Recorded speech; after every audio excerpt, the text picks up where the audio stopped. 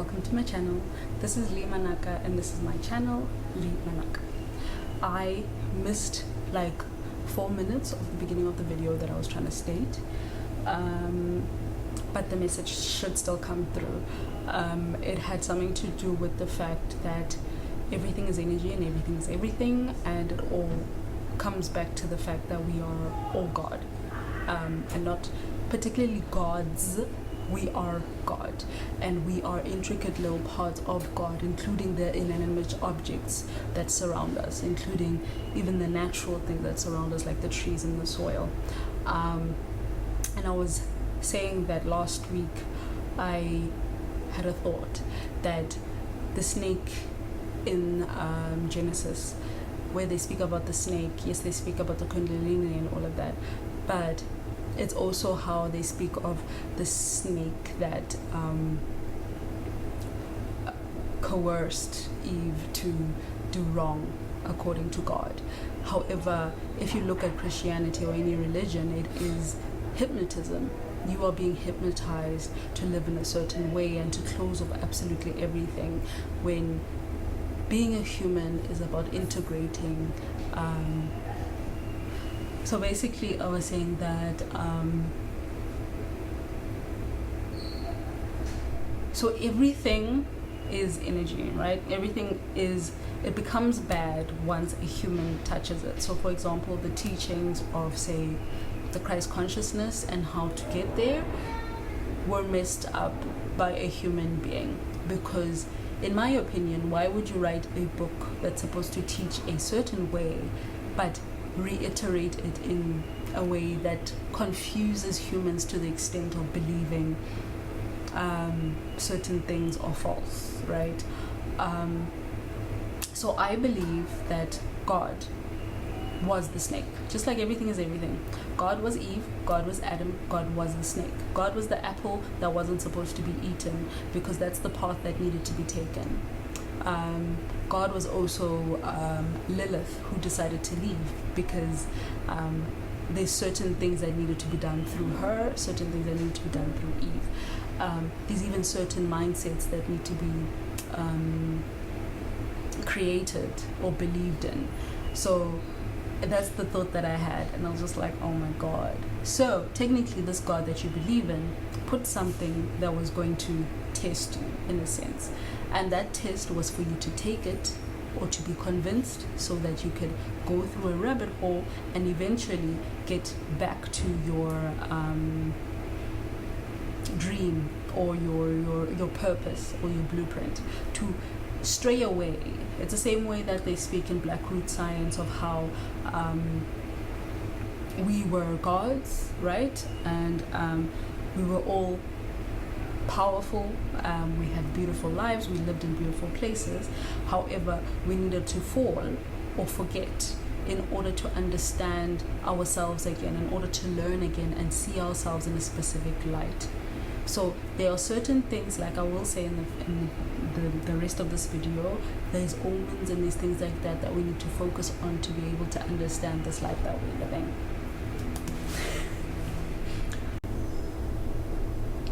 Okay, so I was talking about how energy is energy, and nothing is inherently evil or good until a human touches it or a human uses it. The heart of a human creates the energy brought out by anything, literally. So I just finished The Alchemist. I read it in 1 week. So it is a book that we're reading in my book club. For some reason, so I don't like necessarily seeing how many pages are in a book. I don't like going right to the end, seeing how many chapters, so I skip that whole summary thing at the beginning and I just start reading, right? And I read chapter 1. It took me a minute to read chapter 1, but I was like, oh, I'm actually interested in this because it's giving certain information that, you know, we need to remind ourselves with. And that's the reason why I started my spiritual book club, because I needed, I guess, a reminder, and to remind people as well that, guys, listen, this is life, right? We live life in a way where we can actually be reminded by certain things, to do certain things, and the best ways to live and stuff like that, right? So it's weird because I always thought that I had read The Alchemist. Turns out I have not. But I do believe that everything that happens in our lives happens for a reason, and there is no such thing as a coincidence.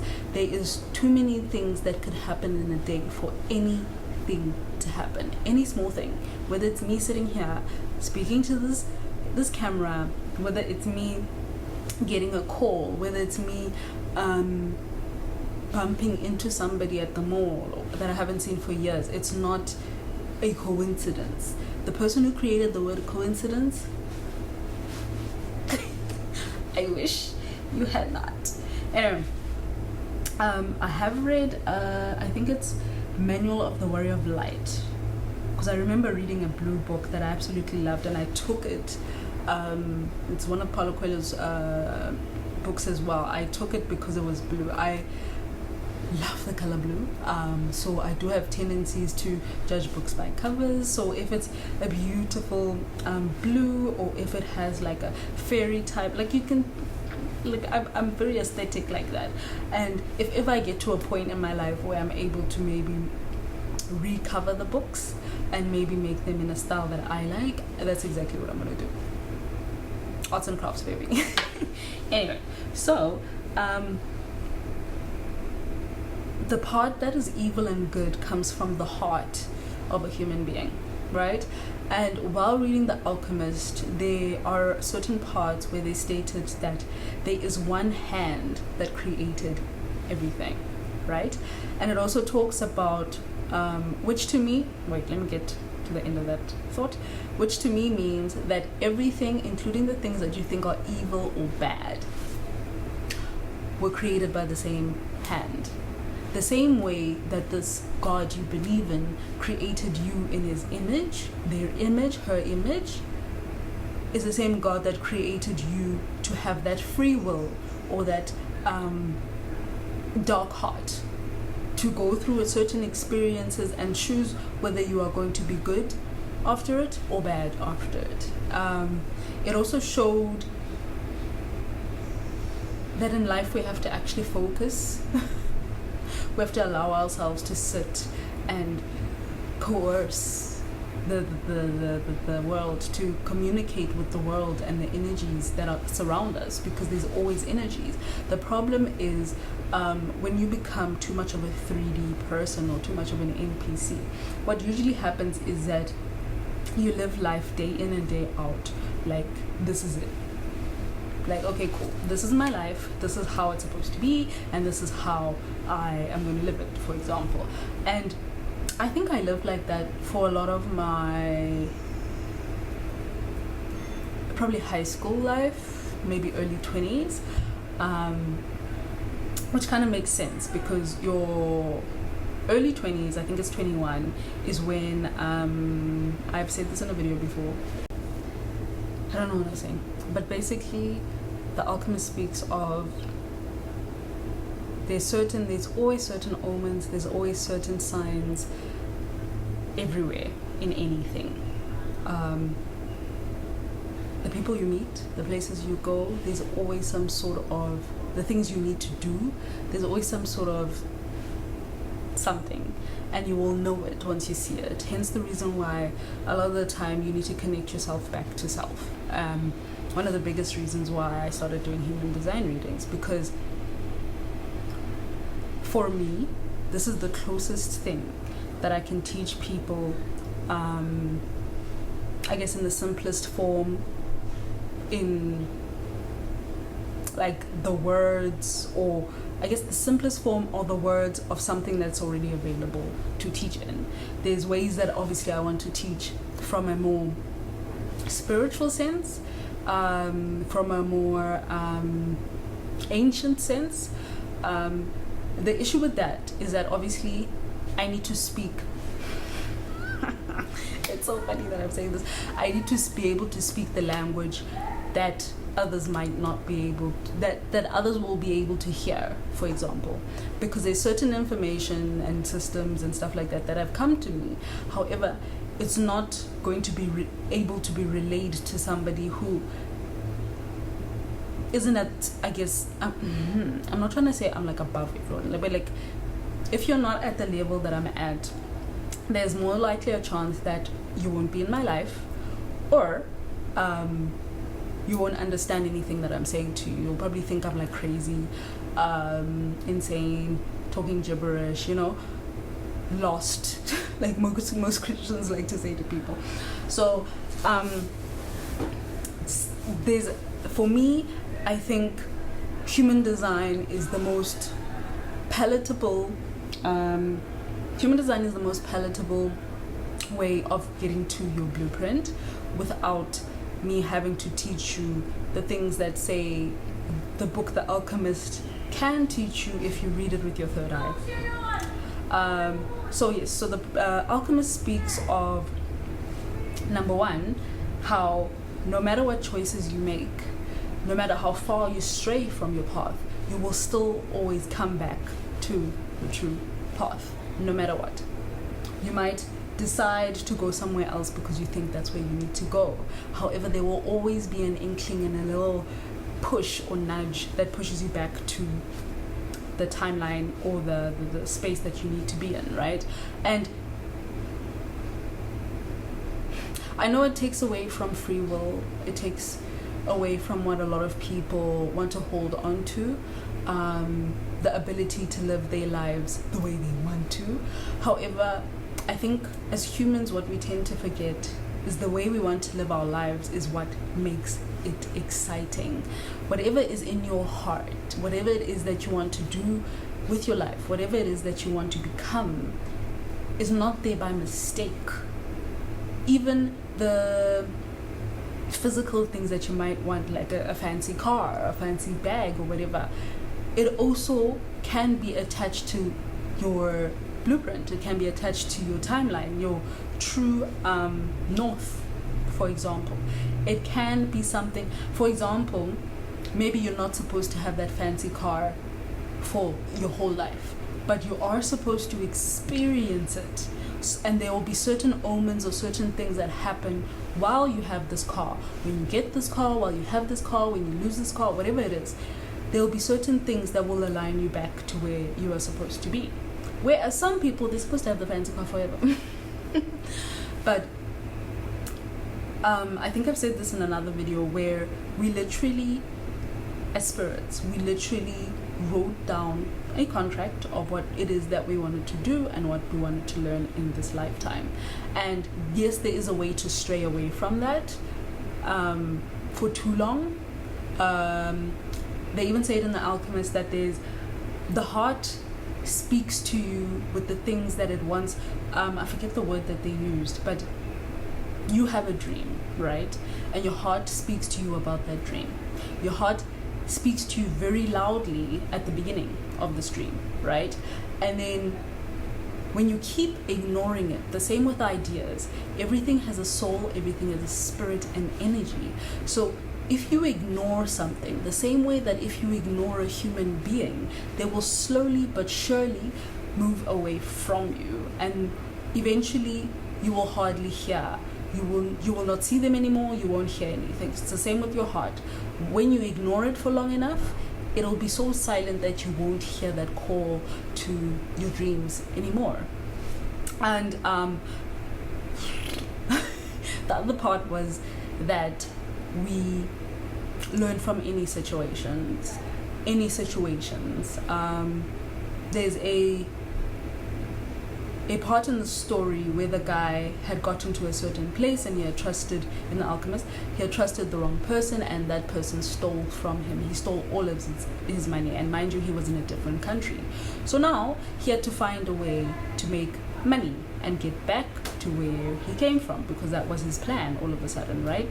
Because obviously when we fail, trial and error, and life is about trial and error, by the way. We have to keep trying in order to succeed. If you don't try, your heart starts becoming quiet, okay? So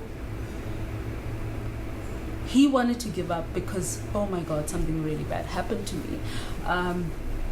But he was able to still watch out for omens to the extent that he was able to get to a space where he learned something else. Yes, it might have taken a year. Yes, it might have taken 2 years. But you get to a space where during that time you integrate yourself into a new way of living, and you start to understand why certain things have happened, why you are meeting these people, why you are experiencing all of this. And listen, if you haven't read the book, please do. If none of what I'm saying to you is clicking when you read the book, oh my God, you need to read the book again. But give yourself a space of maybe 2 months or 3 months in between, and then do your breath work, your meditations, your yoga, your stretching, your movement, prayer. Align yourself to your higher self enough so that the next time you read the book that you will be able to align to whatever messages that it's supposed to give you. Okay? There's also another part where he speaks of each thing has a soul, right? Like I said. So every single little thing can teach you. Every single little thing has a voice. Everything speaks to you in a sense. So if you start to ground yourself and open your eyes, and not just these ones, this one, you will actually be able to understand what is happening around you, why certain things are happening. So this specific herb or plant moves like this because of this. It wants to achieve this. A brilliant story of this kind of understanding is I have a mutual on Twitter, X, and she has dreads as well. I suggested to her, listen, you can actually use mango leaves for your hair. Mango leaves help with strengthening your hair. They help with reducing the chances of getting grays quickly, and it's good also for colored hair, like when you color your hair, and for strengthening hair. I don't think I said that already. Growth and nutrients, right? So I said to her, listen, you just boil it, you let it chill in the hot water, or you can put it in a pot, let it simmer for a bit. Once it's cooled down, just before you wash your hair, you obviously rinse your hair with normal water, then you rinse your hair with that mixture, right? And you can leave some for a spray if you want to spray for your daily life, right? I do mix obviously other leaves as well, but this is the story, okay? Literally, she not tell me that when she tried it out, that she did it in a way that I didn't even say she needed to. And I don't know if it's because I believe it's more that she's obviously intuitive and she's connected, and probably has seen some of the things that I've stated, because all of these leaves, if it's good for you to ingest, it's good for you to put on your face, your skin, your hair. If you can't ingest it, then it's not natural. I'm sorry, it's not. So the one thing that I've always been trying to teach is that you can do everything with these leaves, okay? Everything. So anyway, cool. She decided to make a cup of tea, drink it. She decided to bath with it as well. And then she decided to also wash her hair with it. Did she not tell me that it made her crown chakra tingle? Like, she said that her crown chakra opened up. And it's so weird. Like, these are, and I would say that that's the omen I was looking for. Because I know already that me doing herbalism was brought to me by my ancestors through my child, right? And then I knew that I was doing it for health purposes, and I knew that it was a benefit for so many things, for your internals, for your externals, and for, yes, externals and internals. And I knew that there was a spiritual element to it, but I still thought that the spiritual element was more me. You know, the intention you set when picking the leaves, the intention you set when drying the leaves and preparing the leaves for that specific client, because there is a certain element of magic that comes from intention and touch. So cool. Like, even the advice, like when I speak of like just telling people about it, like even if you don't make me the money, at least use what I am saying to you. If you don't want to get a reading from me, learn what it is that I'm teaching you and do your own research. But it will be easier for you to learn it from me because I've already done the research. I've been doing this for the last 2.5 years. Okay? So it's a kind of thing where you have to decide whether you want to invest in yourself by putting in money or putting in time. It's simple as that. So cool. When she told me about this, I'm like, you know what, shit. I wonder why I didn't actually just put it together that this is a spiritual concoction. This is something that's going to align you. So now you need to remember the properties of these certain things. So mango leaves assist with hair. Mango leaves assist with losing weight, your gut. Your gut, your sacral, is connected to your crown, to your third eye. Your sacral is connected to your womb. Your sacral is connected to the universe.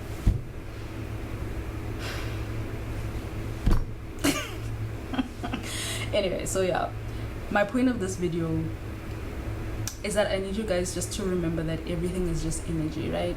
Everything has a soul. And as much as it might seem like just an inanimate object, there is a purpose that the specific inanimate object has come to do. And it already knows that. And it knows it to the extent that it doesn't even need to ask. It doesn't even need to be like, oh my God, am I doing it wrong? No, it just is. So I hope that from this video that you can understand that you can also just be. And not just be like you're going to be lazy, lying around waiting for a sign to come. No. Omens are everywhere. You don't need to look for them. They will show themselves to you. Okay? Just move through your life. And if you know your human design, use your strategy and your authority. Make sure you're in the right environment. Make sure you are motivated by the correct things. Okay? And that your digestion, you're using your digestion correctly. And I promise you, life gonna be on fire. Anyway, that's all I wanted to say. I hope you guys have an amazing, what's today? Moon day. Don't worry, if you are in Joburg, don't worry too much about the gloomy weather. I think it is just reminding us to settle down a little bit and not to overdo things. Especially if you're a Virgo. We need to relax, okay? Any Virgo placements, we need to relax. I have Venus in Virgo. And I do believe that the energy of sister signs works. So if I'm looking at Kemetic astrology, then I have Venus in Pisces. And that means that the energy still affects me. because Pisces and Virgo are sister signs. So it is more likely to affect me unconsciously than consciously. So I just need to watch out for that, obviously. And if you are a Virgo, sun, moon, rising, any of the other things, if you don't know your astrology, listen guys, I know a lot of people, okay, even in South Africa, like y'all need to start I think I'm talking too much, but y'all need to start promoting your South African, if you're in South Africa, promote people that are close to you, help them become big. Stop focusing on these people from America who are trying to take everything away from everyone. Like, this is not grade school. It's not creche. We don't need this. Like, you're very capable of doing it yourself, of focusing on yourself and helping the people around you. It's just community. Within a community, as people who believe in the same thing and have the same intention, there's so much that you can do. Just saying. Anyway, thank you so much for watching. I knew that I hadn't sang in this video. That's why it had to happen. Thank you for watching.